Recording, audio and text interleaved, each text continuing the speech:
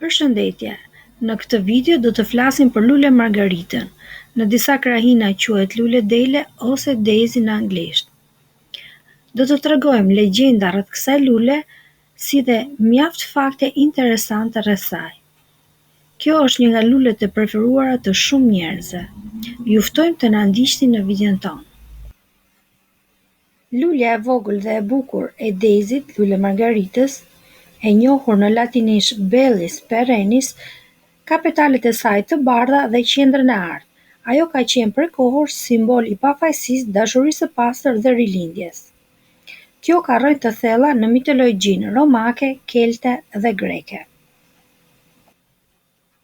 Flora dhe historia e Belle perennis, lule margaritës në mitologjinë romake. Sipas mitologjisë romake, lule margarita lindi nga një histori e trishtë dhe poetike. Një nimf e bukur me emrin Belites jetonte në pyjet dhe livadët e gjelbërta të Romës së lashtë. Ajo ishte e dashur për të gjithë perëndit dhe krijesat e natyrës, për shkak të butësisë dhe thjeshtësisë së saj. Një ditë, ndërsa po vallëzonte me nimfat e tjera në një livadë me diell, syri i saj ra mbi Vertumnusin, perëndinë e stinëve dhe ndryshimeve të natyrës. Ai, i magjepsur nga bukuria e saj, ra në dashuri me të dhe nisi ta ndiqte kudo, duke e dëshiruar si bashkëshorte. Por Belides, e turpshme dhe e brishtë si petalet e një lule, nuk donte të ishte prej e dëshirave të tij. Duke parë se nuk kishte shpëtim nga përndjekja e Vertumnusit, ajo ju lut perëndive të saj që ta shpëtonin nga kjo ndjekje vazhdueshme. Me dëmshuri, perëndit e kthyen atë në një lule të vogël të bardhë dhe e quajtur Bellis perennis, e njohur sot si lule margarita. Kjo lule u bë simbol i pastërtisë dhe i thjeshtësisë, gjithmonë e përulur dhe e fshehur mes barit, duke qëndruar larg syve të dashurive të pangopura. Daisy, kështu quhet lule margarita në mitologjinë kelte. Në kulturën kelte, Daisy ishte lulja e fëmijëve dhe engjëve. Thuhet se kur një fëmijë vdiste, perëndit i shpërndanin lulet e Daisyt në tokë për të ngushëlluar prindet e pikolluar. Për këtë arsye, kjo lule konsiderohet si simbol i shpresës dhe i rilindjes në botën e përteme. Një tjetër legjendë keltike tregon se Daisy ishin lulet e zanave të natyrës. Thuhet se këto krijesa të vogla magjike përdornin lulet e Daisyt për të bërë kurora dhe për të dhuruar si bekim fëmijëve të përsalindur. Nëse një fëmijë gjendej i mbështjellë me petalet Daisy në ëndrat e tij, besohej se ai ishte mbrojtur nga shpirtat e këqij dhe do të kishte një jetë të mbushur me dashuri dhe gëzim. Lule margarita në mitologjinë greke. Miti i Persefonës. Një nga historitë më të famshme ku shfaqet një livadë me lule si simbol i pafajësisë është rrëmbimi i Persefonës nga Hadi, perëndia e botës së nëndheshme. Sipas mitit, Persefona, vajza Demetrës, po luante në një livadë të mbushur me lule së bashku me nimfat e tjera. Teksa ajo shihte lulet dhe i këpuste ato, vëmendje ja tërhoqi një lule artë, e cila ishte vendosur aty nga vetë Hadi për ta joshur. Sapo Persefona u përkul për ta këputur, toka u hap dhe Hadi doli nga thellësitë duke rrëmbyer atë dhe e çoi në mbretërinë e tij të errët. Daisy, e cila është një lule e thjeshtë dhe e bardhë, besohet se ishte një nga lulet që Persefona kishte në duar kur u rrëmbye. Në këtë kontekst, Daisy përfaqëson pafajësinë të humbur në kujtim të pranverës, stinës kur ajo qëndronte në tokë para se të kthehej në botën e nëndheshme. Simbolika e lules margarita. Daisy ose Bellis perennis. Këto janë emrat më të përdorshëm. Ajo ka një simbolik të pasur që shtrihet në kultura, mite dhe tradita të ndryshme. Për shkak të thjeshtësisë dhe bukurisë së saj të pastër, ajo është përdorur si simbol i pafajësisë, dashurisë së vërtetë dhe rilindjes. 1. Simbol i pafajësisë dhe pastërtisë. Në shumë kultura, Daisy lidhet me fëmijërinë, pafajësinë dhe virgjërinë. Në mitologjinë romake dhe greke, ajo përfaqësonte nimfat dhe krijesat e pastërta të natyrës. Në mesjetë, vajzat e reja mbanin lule Daisy për të treguar që ishin të pastra dhe të sinqerta. 2. Dashuria e vërtetë dhe besnikëria. Daisy është shpesh e lidhur me dashurinë e pastër dhe të përjetshme. Në disa kultura ajo simbolizon besnikërinë mes të dashuruarve, veçanërisht në marrëdhëniet e ndershme dhe të sinqerta. Loja e famshme "Më do, nuk më do", ku njerëzit këputin petalet një nga një për të zbuluar ndjenjat e dikujt, ka ndihmuar në lidhjen e kësaj lule me dashuritë romantike. 3. Rilindja dhe shpresa. Daisy është një nga lulet e para që çel në pranverë, duke simbolizuar fillimet e reja dhe rilindje. Në kulturën kelte besohej se Perëndiu shpërndante lule mbi tokë për të ngushëlluar prindërit që kishin humbur fëmijët. 4. Modestia dhe thjeshtësia.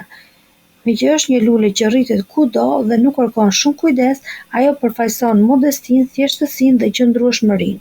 Në shumë kultura, Daisy është simbol i njerëzve të ndershëm dhe të thjeshtë, të cilët vlerësojnë jetën pa luks dhe pa komplikime. 5. Mbrojtja dhe një fat i mirë. Në disa besime popullore, Daisy përdoret si një lule mbrojtëse kundër energjive të këqija. Disa popull të Evropës besonin se mbajtja e një lule Daisy mund të sillte fat të mirë dhe të largonte shpirtra të këqij. Në disa kultura europiane besohej se mbajtja e një lule të tillë në një stek mund të sillte ëndra të ëmbla dhe të vërteta. Në disa tradita të magjisë së bardhë, Daisy është përdorur si një amulet për dashurinë duke vendosur në ujë ose duke e mbajtur me vete për të tërhequr dashuritë të sinqertë. Ja dhe disa fakte të çuditshme mbi këtë lule. Gjatë mesjetës, gratë përdornin margaritat si një mesazh sekret për të treguar që ishin të dashuruara, pasi besohej se këto lule përfaqësonin një zemër të hapur. Në shekullin 19, në Anglinë viktoriane, njerëzit besonin se nëse një person këpuste një lule Daisy në mëngjes, ai do të kishte një ditë të lumtur dhe me fat. Në mitologjinë nordike, Daisy ishte lulja e perëndeshës Freja, perëndeshës së dashurisë dhe pjellorisë. Për këtë arsye, ajo lidhet me maternitetin, pjellorinë dhe nënat e reja. Në kodin e fshehtë viktorian të luleve, i njohur si floriografia, dhurimi i një lule Daisy nënkuptonte mesazhin: "Unë nuk mund të të tregoj gjithçka, por ndjenjat e mia janë të pastra." Në disa kultura aziatike besohej se kjo lule mund të përdoret për të bërë një dëshirë. Nëse mban një Daisy në dorë dhe fryn mbi të gjithë forcën, dëshira do të realizohet. Kjo lule nuk është vetëm e bukur, por përdoret edhe në mjekësinë popullore. Në kohët e lashta, romakët e përdornin si një kur për plagët e luftëtarëve, duke bërë një tretësirë me lëngun e saj për të ndihmuar në shërimin e plagëve. Në disa receta tradicionale, çaji i bërë nga kjo lule përdoret për problemet e tretjes dhe inflamacionet. Një nga arsyet pse Daisy përfaqëson rilindjen dhe fillimet e reja është për shkak të mënyrës se si ajo rritet. Ajo hapet me diellin në mëngjes dhe mbyllet në errësirë, duke përfaqësuar ciklin e jetës dhe ripërtërritjes.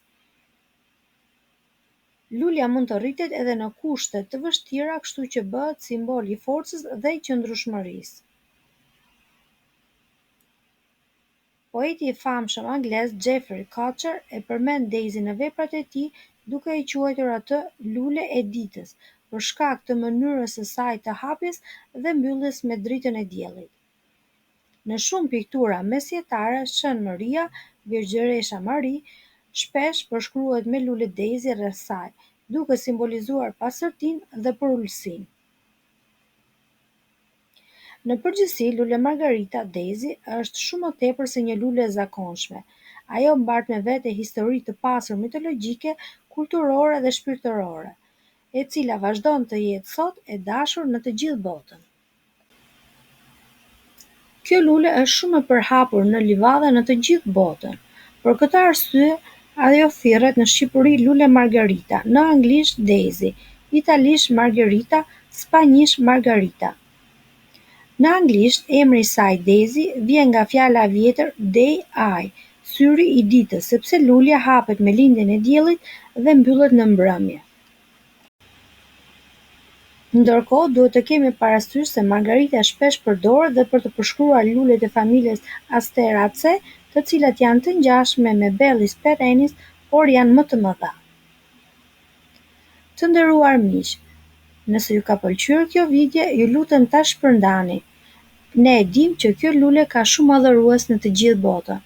Ju falenderojmë për kohën tuaj dhe ju ftojmë të na ndiqni në videon tjetër. Faleminderit.